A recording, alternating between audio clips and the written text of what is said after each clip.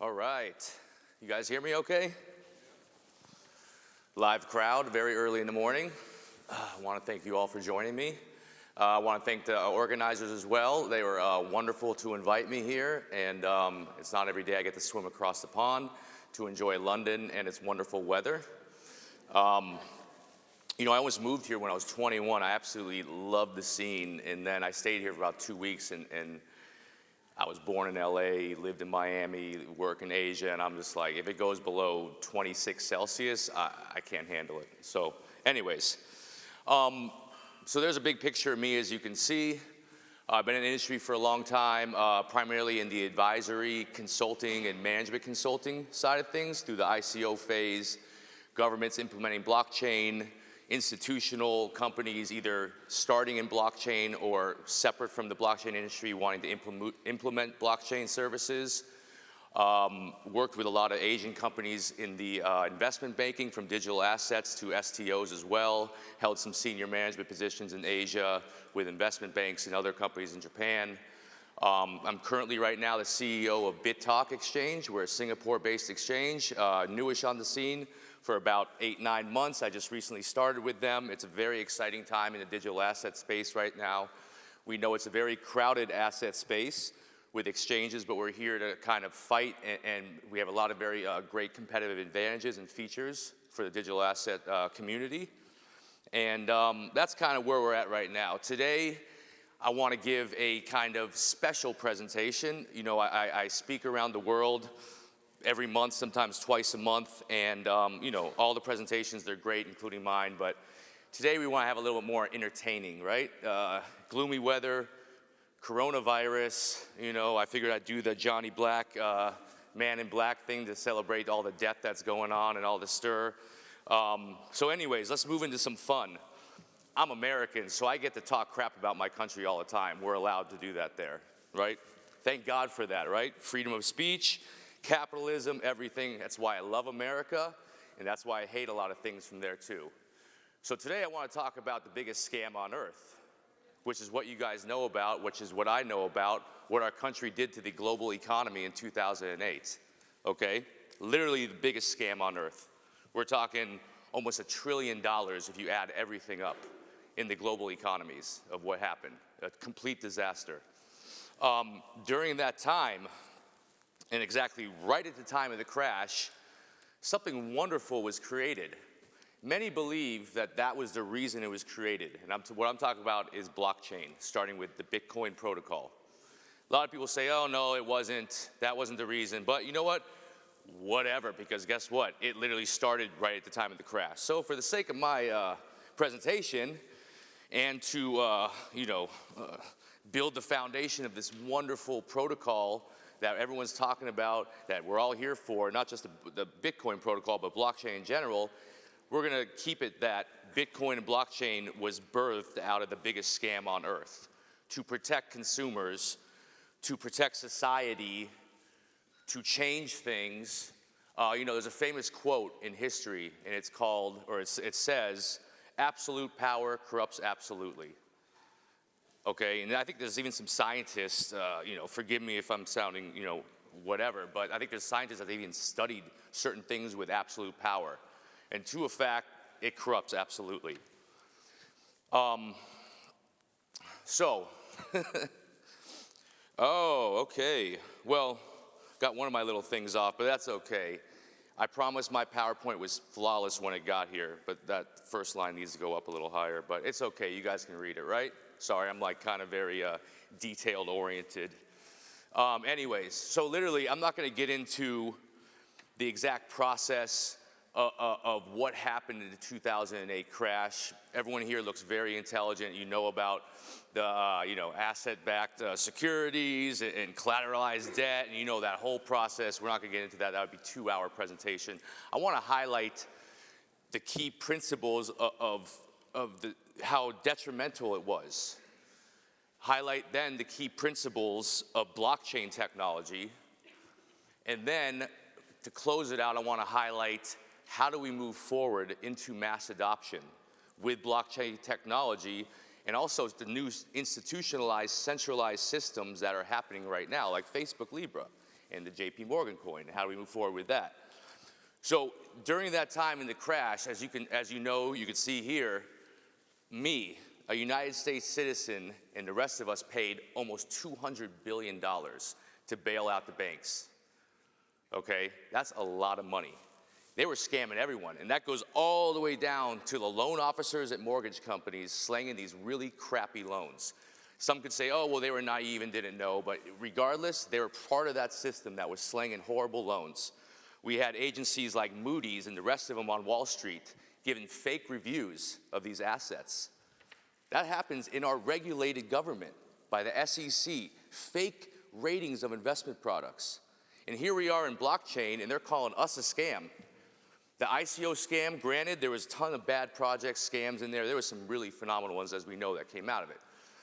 We're a little teeny droplet. We're a grain of sand on the beach compared to the corporate scams and fraud that go on every year in our central governments, our central banks, worldwide. I mean, I'm sure you heard of the one in Malaysia where the prime minister just got kicked out for, what, $2 billion?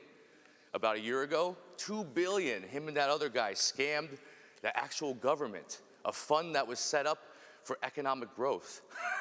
And they're partying with Leonardo DiCaprio in the US, right? And models, buying them diamond rings and Ferraris. But here we are, the blockchain people, the ICO scammers, anyways. The Treasury Department bought almost $450 billion in banking stock to bail them out, which, by the way, they've made over 20% in profit from selling those recently through that time. That's kind of funny, too. And here's a famous quote, which I love to see. And this is one of many, by the way, of prolific leaders in the United States, government and economic leaders. This is from Alan Greenspan, what he said, right? The notion of a bubble bursting and the whole price level coming down seems to me, as far as a national, nationwide phenomenon, is really quite unlikely, okay? We had about 10 other of the biggest leaders in the economy in the US saying the same thing. It's never gonna happen, everything's fine, no, nothing's wrong. We had the CEO of Lending Tree pumping loans. This is perfect, nothing's wrong. We already know why he was pumping them, because of profit, right? Okay. It's really funny because we have so much power right now in this industry. Well, in parallel, we have no power and we have a lot of power. So I think, what happened to my emojis? They didn't transfer. Oh, that's okay. That's why I usually like PDFs, but it's okay, sorry. I'm really detailed oriented. I wanted to make this presentation fun. But anyways, you'll get my little exploded heads. My title's missing, and you get white fire today. Sorry, I had more color before. Anyways, so during that time period, 2.6 million jobs were lost. 2.6 million jobs were lost in the United States. The largest consecutive amount of job losses since the Great Depression. And even through 2010, 50% of those people were still out of work because of the United States central banks and Wall Street scamming the public. Do you know that during 2008, the end of it, during the crash, do you know how much Wall Street bankers made in bonuses? $18 billion. $18 billion they were paid in bonuses for doing such a great job scamming our economy. And because this is a short presentation, I don't have time to get into the global economy, but it was just not our economy. The crash affected everywhere globally. During that time, they were also selling investment products with these mortgage-backed assets that were complete crap to the rest of the world, too. So there you go. During that time period, who comes to the rescue? Blockchain. I still think it is phenomenal that we don't know who Satoshi Nakamoto is. Well, some of you might think it's Craig Wright and whatever, but we still don't know. Isn't that like crazy? It's kind of, I don't know, I just think it's really cool. We still don't know who that is. So on comes the scene Bitcoin. It promises us immutable data. It promises us transparency, P2P, everything. Well, we got Bitcoin, we had EOS, we had Ripple, we had Stellar, we had Ethereum, we have all these great protocols, right? And with that, we launched into all these series of different ways to scale, different ways to send payments, different way to build decentralized systems, different ways to store data, to transfer data. And we're now at, about 10 and a half years after the beginning of this, and so much has been done. So many great things have been accomplished. And then we have so much, further growth to go. We're still dealing with scalability issues, and a new thing is sharding, and I think that will help to a certain degree, but we still need to get past that point. Right now on the scene, we've come through, what is it? Gartner's, I just put this in an article, I'm totally spacing, I'm sorry. But anyways, the 5 stages of innovation. We just went through the big crash, and now we're in the stage of desperation, or something they call us. But this is where the real innovation happens, is right now, the time period that we're in. And I think Jamie actually talked about it too. Right now is a crucial time. We went through the ICO crash, which is really interesting. I'm not sure if many of you have seen this or know about it, but this is the only industry in history where the economic pricing grew faster than the industry. This industry was driven on investment in ICOs with almost no infrastructure, no true user base mass adoption being implemented yet. It's quite a phenomenon. But now that that's all done, where do you go from here? So now we're left with the innovation, and how do we move forward when the ICO craze is done, the STO phase has not even picked up yet, and that's gonna be a very long haul because we're dealing with regulation. And to digress from one statement, we're talking about the most powerful hands in the world. Money and power is what we're touching right now with the STO market and payment system. So that's, when you go up against that regulation, it's a big fight, and it's gonna take a while to implement that. That is why my belief, the STO system is gonna take a while, because we're literally touching their revenue streams. And you think, all those intermediaries that blockchain is gonna wipe out, I forgot what the number is, like 80 billion, 100 billion in revenue in the United States in capital markets, that getting rid of those intermediaries, it would wipe out. That's a lot of money, and they are not gonna let that go like this. So I think that's a good reality to sit in, so we can move forward with strategy, with acceptance, because knowing what you're really up against, knowing who the villain is or your challenges are, help you move forward, help me, help all of us move forward strategically. Moving into now this new phase of innovation, a big topic in our industry is mass adoption and how we move forward with that. I've been sharing about it, speaking, writing articles for years now. I did it in the World Economic Forum in Davos 2 years ago. I had a new article right now that just came out on it. How do we move forward in mass adoption with these centralized systems? My new article, I got Tim Draper, Roger Ver, Alex Mashinsky, and Miko Messamore to help contribute. I mean, they contributed some amazing thoughts and opinions on where we are at now and how do we move forward. How do we move forward where the fundamentals of blockchain are decentralized systems, where we're providing transparency, immutability, and peer-to-peer networks.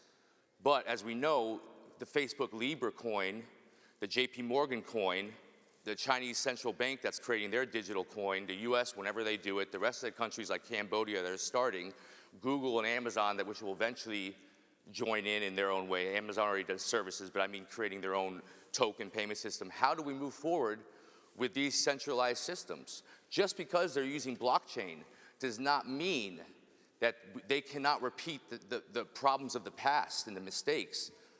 Just because they're using distributed ledger and it's immutable does not mean that we have a democracy going on with the value, with the price of the market, with the supply and demand.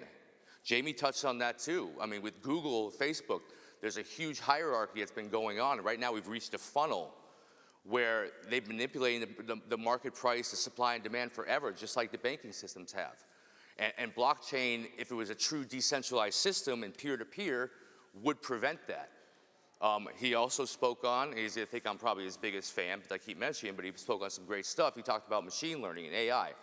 If blockchain technology would have been implemented back in 2008 with machine learning, AI, and deep learning, the crash would never have happened.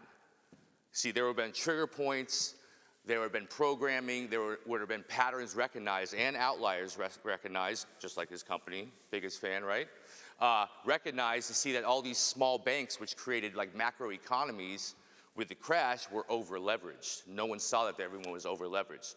But with blockchain, through the distributed ledger technology, the machine learning, AI, and everything else, would have been able to pull all that data out and see triggers, warning signs, and everything. So again, how do we move forward into mass adoption with institutionalization when companies like these are using their own centralized blockchain protocol? It's very interesting. And I believe in the future we're going to have our own subset, right? The Ethereum, the other protocols will still live on in their own systems. But these centralized systems are still very dangerous. And I hope that when we leave here today, we'll have a new kind of thought process of how do we move forward with these certain threats so we don't repeat the history that we've already been put through. So, and I'll leave you guys with that. This is my contact, email, everyone who likes all these little QR codes, I put them for everyone.